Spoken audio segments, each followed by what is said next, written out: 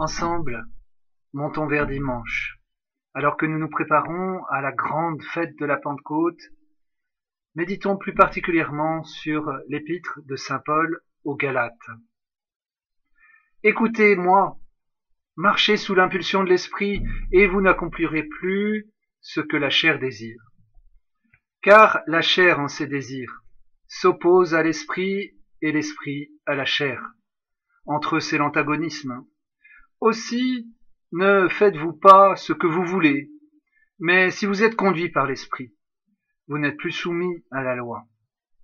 On les connaît, les œuvres de la chair: libertinage, impureté, débauche, idolâtrie, magie, haine, discorde, jalousie, emportement, rivalité, dissension, faction, envie, beuverie, ripaille et autres choses semblables. Leurs auteurs, je vous en préviens, comme je l'ai déjà dit, n'hériteront pas du royaume de Dieu. Mais voici les fruits de l'esprit: amour, joie, paix, patience, bonté, bienveillance, foi, douceur, maîtrise de soi. Contre de telles choses, il n'y a pas de loi. Ceux qui sont conduits au Christ, ceux qui sont au Christ, ont crucifié la chair, avec ses passions et ses désirs. Si nous vivons par l'esprit, marchons aussi sous l'impulsion de l'esprit. Acclamons la parole de Dieu. Louange à toi, Seigneur Jésus. En choisissant ce texte pour nous préparer à la fête de la Pentecôte, nous sommes appelés à méditer sur les fruits de l'esprit. Et ceci vient après notre parcours sur les dons de l'esprit vécus à l'école du pape François. Aujourd'hui, je reprendrai pour l'essentiel un enseignement du père Bogdan, le curé de Fontainebleau. Ensemble, écoutons. Saisir le vent ou récolter du fruit.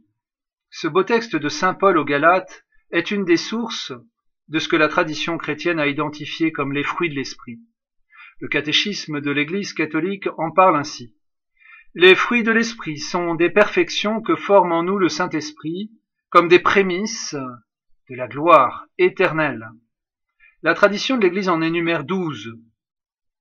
Charité, joie, paix, patience, longanimité, c'est-à-dire générosité, bonté, foi, mansuétude, fidélité, modestie, continence, chasteté. Beaucoup de gens pensent qu'il est très difficile d'imaginer, de prier et surtout de sentir la présence de l'Esprit Saint dans leur vie, car nous n'avons que des images pour le saisir. Dans la conversation avec Nicodème, Jésus a dit « Le vent souffle où il veut, et tu entends sa voix, mais tu ne sais ni d'où il vient, ni où il va. Ainsi en est-il de quiconque est né de l'Esprit. » Jean 3, 8.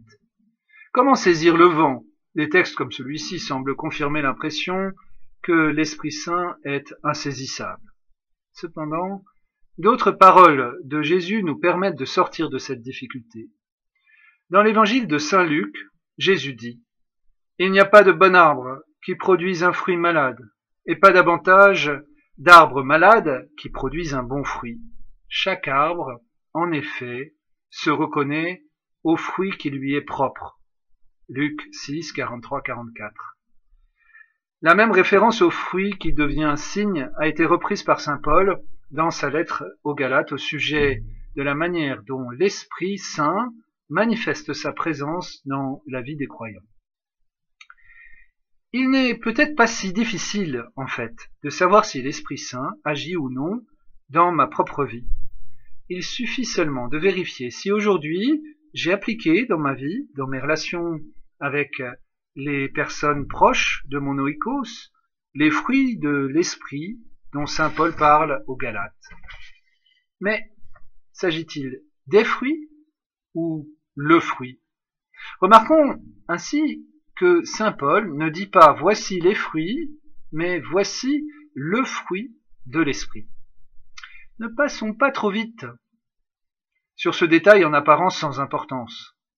Amour, joie, paix, patience, bonté, bienveillance, foi, douceur, maîtrise de soi ne sont pas présentés ici comme si nous pouvions choisir un fruit qui nous correspond davantage et laisser de côté les autres qui nous semblent plus difficiles à atteindre.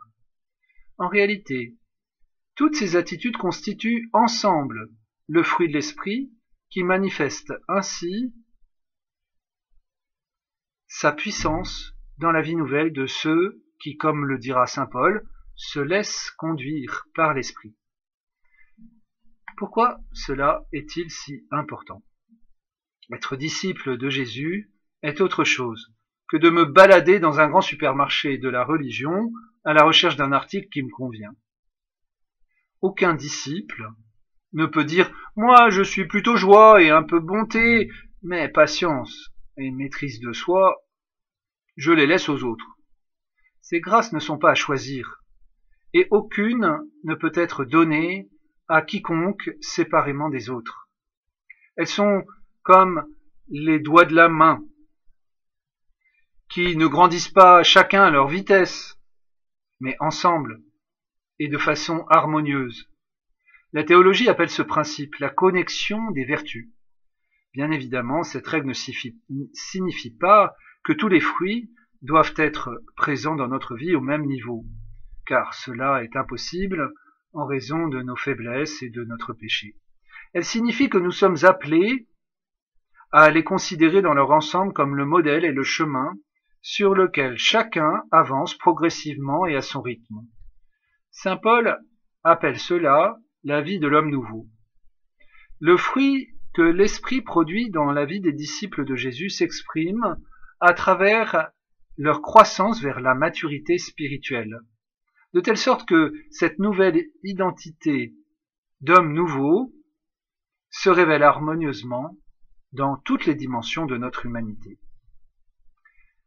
Deux questions pour cette semaine où nous montons ensemble vers dimanche. Comment l'Esprit Saint me fait-il sentir sa présence dans ma vie? À quoi je reconnais sa présence? Quels exemples je pourrais donner? Et une suggestion pour cette semaine. Pendant tous les jours qui me séparent de ce dimanche, je vais essayer de mieux comprendre chacun des 9 fruits de l'esprit dont nous parle saint Paul, et je vais m'efforcer de les appliquer davantage dans ma vie. Bonne montée vers dimanche.